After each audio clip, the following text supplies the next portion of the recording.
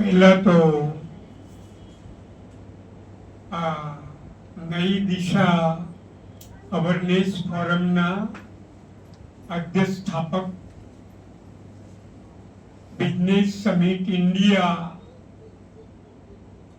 એ પણ આની સહયોગી સંસ્થા છે. એ બંનેના અધ્યક્ષ સ્થાપક યુવાન સમાજ માટે જેણે ભેખ ધારણ કર્યો છે એવા રાજેશભાઈ સોલંકી સાહેબ એમને સાથ આપી રહ્યા છે. એવા મહારથી ઉદ્યોગપતિ અહીંયા બે બેઠા છે. એક તો અમારા સતીશભાઈ સોલંકી સાહેબ નહીં ચૌહાણ સાહેબ. 2 વર્ષ પહેલા મળ્યો હું સુરતમાં. કેટલો ધમધોખાર એમનો ઉદ્યોગ છે, પણ સમાજના યુવાનોને હું બનો એવો એમને બનાવું એવી પ્રેરણા સાથે પોતાનો કિંમતી સમય આપી રહ્યા છે. એવા મારા સતીશભાઈ સરનેમ ભૂલી જવાય ચૌહાણ સાહેબ, અને બાજુમાં બેઠા છે મારા ગુણવંતભાઈ. ગુણવંતભાઈ સાહેબ એક નાના જાગીરદાર છે. આવા યુવાનો જ્યારે ભાઈ અમારા સોલંકી સાહેબને ટેકો આપી રહ્યા ત્યારે મને લાગે છે કે જરૂર આ સંસ્થા કંઈક ગુજરાતમાં કંઈક નવીન કરશે. આ લોકો તો ઘરના કેટલા સુખી છે, એમનો એક કલાક કિંમતી છે, પણ સમાજ માટે આ લોકો બહાર નીકળી ગયા. છેલ્લા 2 વર્ષથી હું નજરે જોઉં છું. ધન્યવાદ આપું છું. સાથે ટીમ, એની ટીમના એટલે નામ મારા મગજમાં છે. અહીંયા એક કોને નામ, મારા સુગતભાઈ છે, મારા વજુભાઈ સાહેબ બેઠા છે, મારા શાંતિભાઈ બેઠા છે, હે બધા કેટલાય છે મારી સામે. આ બધી ટુકડીને હૃદયપૂર્વક નમસ્કાર કરજો.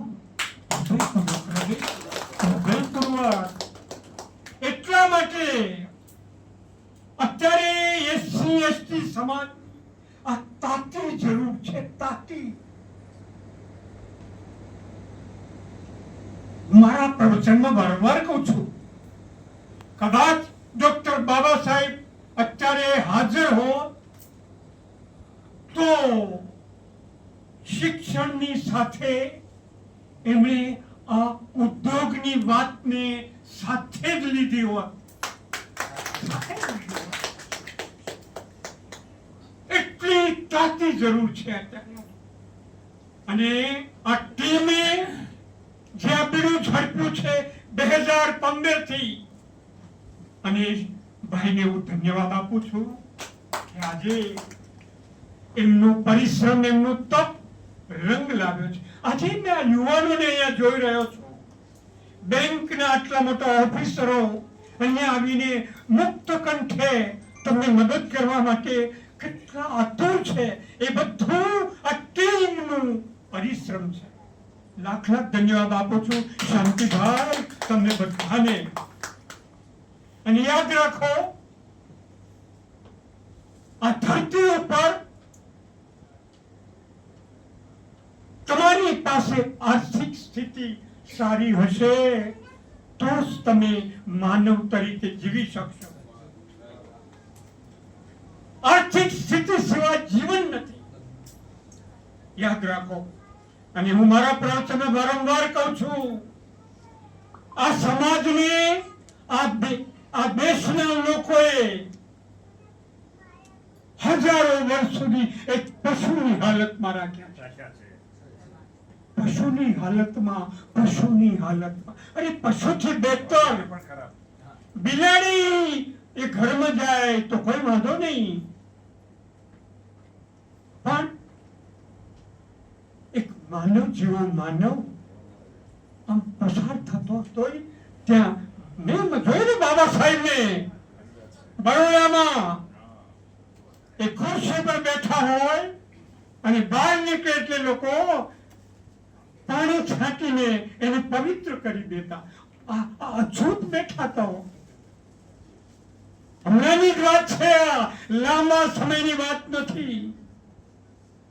હજારો વર્ષથી આ દેશના 80% લોકોએ આ સમુદાયને ગજબ પીડ્યા છે, ગજબ પીડ્યા છે.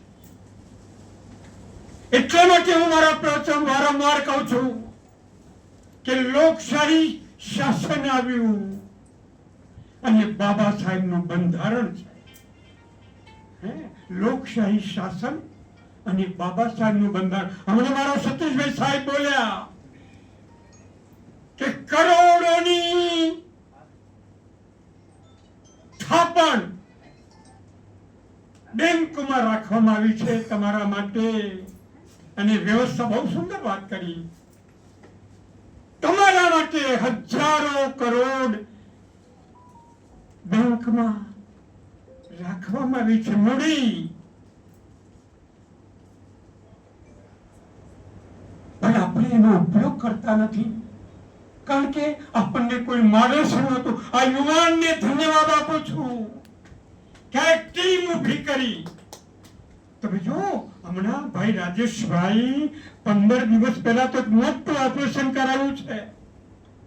હું ગઈકાલે એમને કહેતો કે હમણાં બોલવાનું બંધ રાખજો, કાલે તમારે બોલવાનું થશે. અત્યારે બોલ્યા છે, ચમત્કાર છે. તો હું આપને શું કહી રહ્યો છું કે તકનો ઉપયોગ કરી લેવાનો, તકનો ઉપયોગ કરી લેવાનો આ સમય આવ્યો છે. અને એક યુવાનોએ હિંમત રાખવાની છે. તમે જુઓ તો આપણે તો બધા જેને કહેવાય કે એવા મા બાપના છોરું છે. આપણા માટે એમ કહેવાય છે બેન કે આપણા કોઈ વડીલે કોઈની પાસેથી ઉછીના કે વ્યાજવા લીધા હોય તો દીકરાનો દીકરો એ પૈસા ભરતો હોય છે. એવી એક આપણી શાખ છે.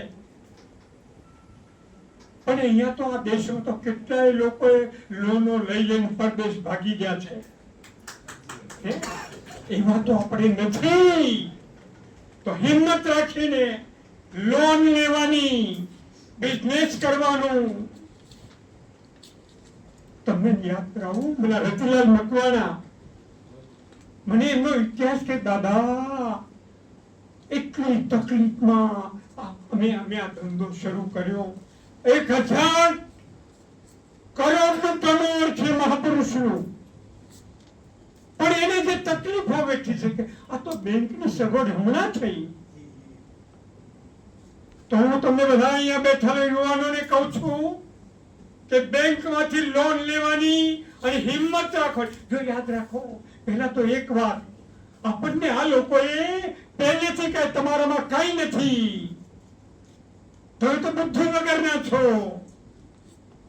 તમે તો આમ છો તેમ કરીને સાયકોલોજીકલ આપણને ડીમ કરી નાખવામાં આવ્યા છે. હવે હું મારા પ્રવચનમાં કહું છું કે તમે ડોક્ટર બાબા સાહેબના દીકરા છો. તમે કોઈ સામાન્ય બાપના દીકરા નથી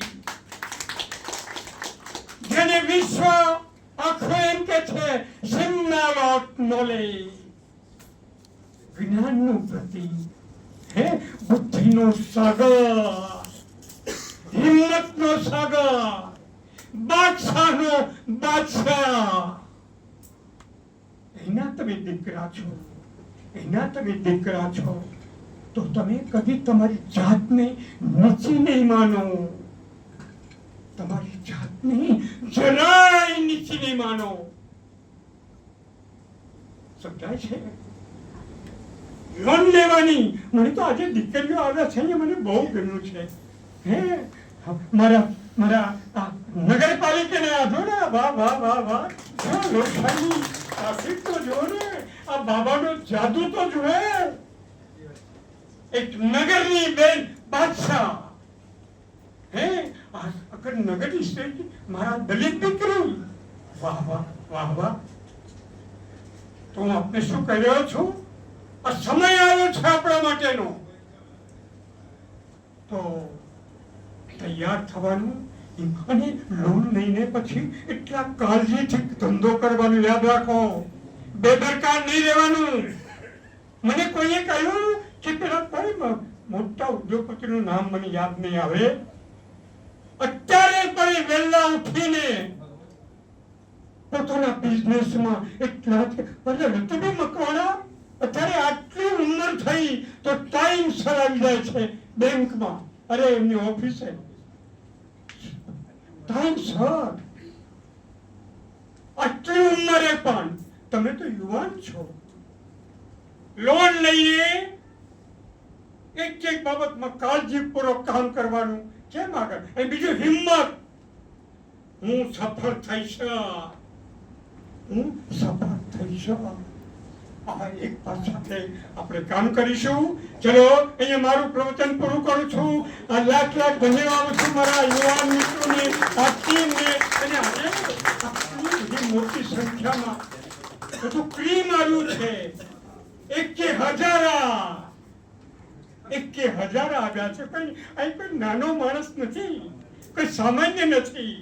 હે મારા રાજેશ કુમારને લાખ લાખ ધન્યવાદ આપું છું કે પછી આખા ગુજરાતમાં